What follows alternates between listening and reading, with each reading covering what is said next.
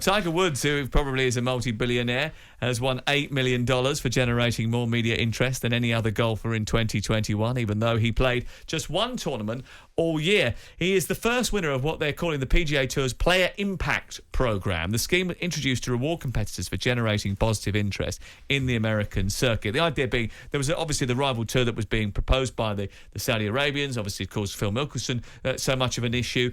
The PGA of America wanted to try and counteract that by coming up with this idea of rewarding players with more money for generating an interest in the sport. Basically, the auditors Grant Thornton verified the results following analysis of internet searches, articles, social media, sponsor exposure and awareness among the US population about golf. So who's the most popular guys in golf? So in the end, it worked out that the top 10 get paid a certain bonus as a result, of which Tiger Woods got the most. I think Dustin Johnson, Brooks Koepka, John Rahm, Bubba Watson each got around £3 million. Now, the bonus pool is going to increase to $50 million next year, which is a move criticised by the Open champion Colin Morikawa.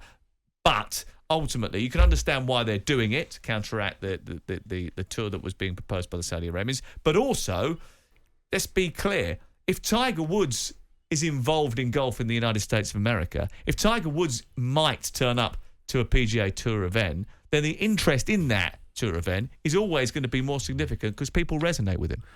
Yeah, I mean, it's not so much about that anyway, is it? It's about the reward for creating awareness of golf in that country, and if anyone deserves money for that, it's him.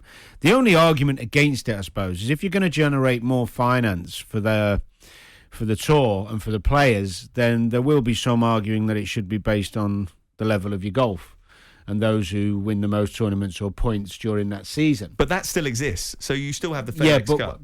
That still exists, but they're talking about finding new ways of creating more money to pay to the golfers to supplement what they wouldn't get on the Saudi offer, if you like, if that's what you're saying. So Morikawa, I'm assuming, is probably down those things of saying, well, if more money needs to be injected, then it should be given to those who play the best golf. I don't know that is his argument. I would suspect that's what it is. Actually, what they're saying is by creating awareness and more sponsorship and more revenue for golf, then we will reward you as well. So if Tiger is at the front of that, which we know he is, then he deserves the most money. I don't begrudge him a penny. I don't begrudge. It's a supply and demand thing, isn't it? If you're I mean, I don't know how many followers he's got, but if you're getting into golf, enjoying golf, wanting to be exposed to golf in America, then who better to look up to and look at than Tiger? The Tour Commissioner, Jay Monahan, said last year, it's all about getting our players to engage in the game, to help grow the tour, help grow their own respective brands. I mean, Colin Morikawa actually finished 11th on that list, and as a result of that, didn't get the bonus, and maybe that comes into it as he's well. hardly short of it. But he said it's a good thing and it's a bad thing because do guys deserve more? Do guys that have really moved the needle, that have produced what we have done for the game, do they deserve more? Yes. What's the pool this year? 50 million? I mean, it's crazy to me. 50 million to the top 10 players that can impact this game. I think there's probably better routes and other things. He doesn't really go into specific detail about it. I guess he has a point. There's a lot of people struggling just to make ends meet on the back of COVID around the world, so it does seem a pretty obscene figure. However, I'm tending to come down on Danny's side of the argument. I think Tiger Woods, probably with what he's done over the course of his golfing career, the heights that he's hit, the barriers that he's broken down. You have to remember it was only 7 years before he won his first Masters that black golfers weren't allowed to play at Augusta. Yeah. So I think he's done an incredible amount for the sport. But he's opened up the sport to a whole new community. He has. And to me, he is the greatest player to have ever played the game. So I don't begrudge him. I think also there's a bit of a popularity element. Take Bryson DeChambeau, for example.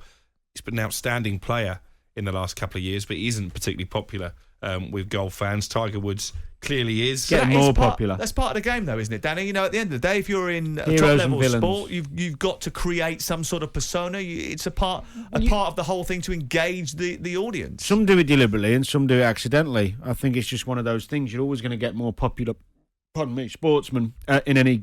What he said here, just going back, is it wrong for sports stars to be rewarded on the basis of popularity context? That question. Well, no, it's not, is it? Because it happens in every other sport. So why shouldn't it happen in golf? If you think about all the question mark is around who's paying it, who's giving that money for winning the popularity? It's not just popularity; it's making people aware of golf. But it happens in football.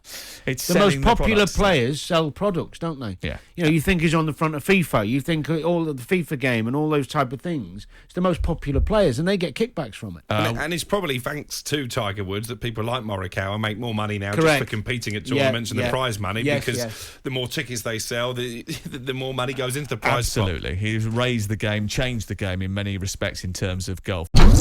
Jim White and Simon Jordan. Monday to Friday mornings from 10 on AM, on DAB, via the talkSPORT app and on your smart speaker. talkSPORT.